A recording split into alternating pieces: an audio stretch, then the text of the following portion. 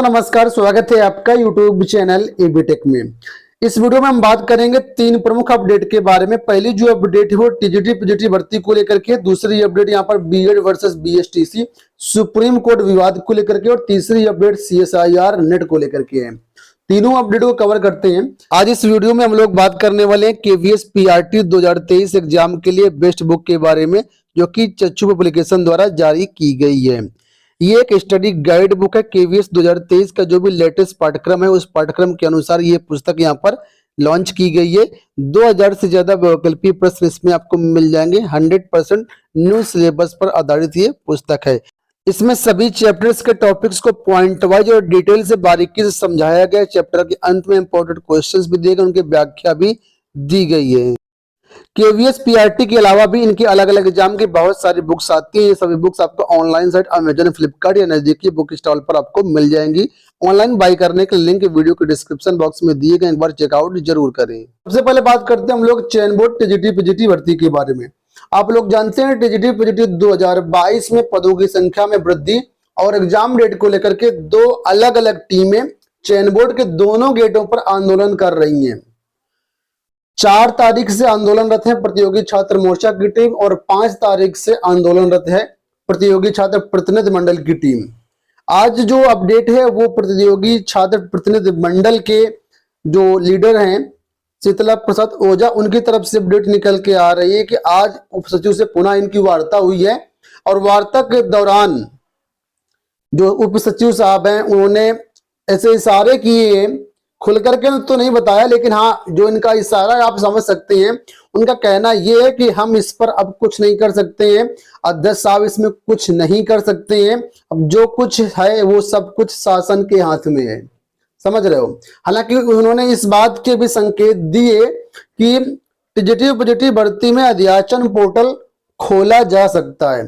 ठीक है, तो कुल मिलाकर के बातें गोलमोल घुमाई जा रही हैं और नए आयोग के चक्कर में अब ये जो चयन बोर्ड है अपने हाथ पीछे खींच रहा है। ठीक है, और यही डर था कि अगर नया आयोग आ गया तो फिर परीक्षा कहीं नए आयोग के पास न चली जाए। परीक्षा नए आयोग से लेकर के डर नहीं है, डर जो इस बात का है कि अगर नए आयोग से परीक्षा करवाई जाती है तो ये परीक्षा होने में बहुत ज्यादा समय खराब जाएगा अभ्यर्थियों का, क्योंकि नया आयोग बनने में 6 महीने लग जाएंगे। उसके बाद परीक्षा कब होगी, क्या किस तरीके से परीक्षा होगी, कोई कुछ नहीं जानता है। तो कहने का मतलब देखा जाए तो फिलहाल 2023 में परीक्षा हो जाए नए आयोग से वही बहुत बड़ी बात होगी। और ज्वाइनिंग की बात छोड़ो, ज्वाइनिंग 2024 में मिल जाए तब भी अच्छी बात है ना। तो कुल मिलाकर के जो परीक्षा को लेकर के है वो इशारे किए जा रहे हैं कि परीक्षा अब चयन बोर्ड के हाथ में नहीं है, परीक्षा अब नए आयोग की तरफ ही जाएगी। ऐसी सूचनाएं यहां से मिल रही चयन बोर्ड से। हालांकि अध्याचन पोर्टल के लिए ये एक बात कही जा रही है कि हम अध्याचन पोर्टल खोलेंगे, कब खोलेंगे इससे कोई भी अभी सूचना नहीं है। तो कुल मिलाकर के देखते हैं क्या होता है। वहीं पर आप लोग जानते होंगे कि प्रतियोगी छात्र मोर्चा की टीम जो है आज उनका 8वां दिन था यहाँ पर चयन बोर्ड में। उनके भी लगातार प्रयासरत हैं। जो चेयरमैन आते हैं चयन बोर्ड और वो चुपके से निकल जाते हैं, वार्ता भी नहीं हो पाती। छात्रों जो प्रतियोगी छात्र मोर्चा के अध्यक्ष विक्की खान है उनकी तरफ से प्रयास किया जा रहा है कि वार्ता हो जाए, साफ साफ बातें निकल के आ जाएं, लेकिन चयन बोर्ड के जो चेयरमैन है वो वार्ता से कतरा रहे हैं, भाग रहे हैं पीछे। और जो है आप पोस्टर बैनर देखे होंगे किस तरीके से चयन बोर्ड मेंबर चेयरमैन गुमशुदा इस तरीके से पोस्टर जो अभ्यर्थी लेकर के प्रदर्शन कर रहे हैं। तो अब जो कुछ भी अपडेट मिलेगा आपको देते रहेंगे। बढ़ते हम लोग दूसरी अपडेट की तरफ। तो बीएड वर्सेस बीएसटीसी मामले को लेकर के आज पुनः सुनवाई हुई सुप्रीम कोर्ट में। कल भी इसकी सुनवाई हुई थी, आज भी इसकी सुनवाई हुई, काफी अच्छी सुनवाई हुई है ना। लगातार इस मामले को सुना जा रहा है और आज जो है सुप्रीम कोर्ट में बीएसटीसी वाले अभ्यर्थियों की तरफ से राजस्थान के जो एएजी हैं, डबल एजी, उन्होंने पक्ष रखा, कपिल सिब्बल जी ने पक्ष रखा। ठीक है, हालांकि बीच में क्रॉस क्वेश्चंस वगैरह भी हुए।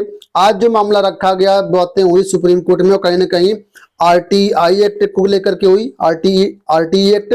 ठीक है, और इसके अलावा ये भी बातें वहां पर रखी गई बीएसटीसी अभ्यर्थियों के वकीलों की तरफ से, अधिवक्ताओं की तरफ से कि बीटीसी अभ्यर्थियों के पास केवल प्राइमरी ही एक भर्ती है जहां पर उनको ऑप्शन मिलता है।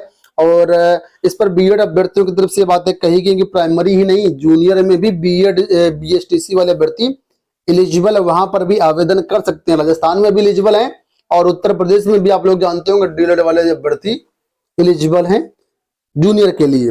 ठीक है, तो ये बातें हुई। कुल मिलाकर के बीएसटीसी अभ्यर्थियों ने आज ये साबित करने की कोशिश की सुप्रीम कोर्ट में कि जो बीएड प्राइमरी में शामिल किया गया है वो किसी पर्टिकुलर मंत्री की वजह से, उनके कहने पर शामिल किया गया है।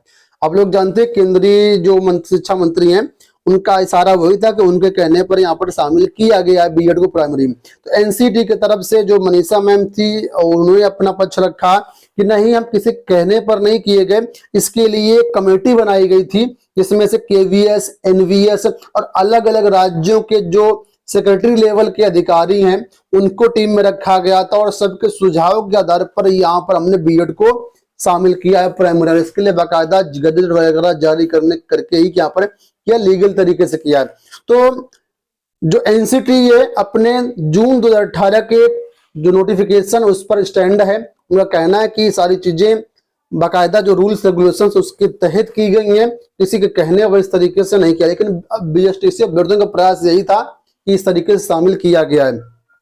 तो ज्यादातर आज जो सुनवाई हुई है बीएसटीसी अभ्यर्थियों की तरफ से हुई है। हालांकि जो बीच में क्रॉस क्वेश्चन थे, जो चीजें जहां पर जरूरत थी उस पर बीएड अभ्यर्थियों की तरफ से भी पक्ष रखा गया। पीएस बटवालिया सर आज उपस्थित थे।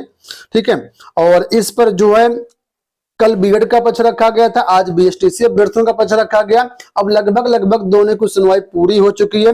अब कल काउंटर एफिडेविट होगा, वहां पर जो है जो क्रॉस क्वेश्चन होंगे दोनों टीमों के वो करे जाएंगे और कल कुछ पुनः सुनवाई होगी यहाँ पर। तो कुल मिलाकर के 2 से 3 घंटे कल भी सुनवाई चलने की उम्मीद है और उम्मीद है कल फाइनल जो है ऑर्डर आ सकता है। ठीक है, तो कल का दिन काफी महत्वपूर्ण है और ये सही बात है, अच्छी बात है कि अब लगातार सुनवाई चल रही है और लगातार सुनवाई होने के बाद ये ऑर्डर रिजर्व हो जाएगा। तो उम्मीद है कल ऑर्डर रिजर्व हो जाएगा। अब इसके बाद जैसा कुछ अपडेट मिलेगा तो हमको देते रहेंगे।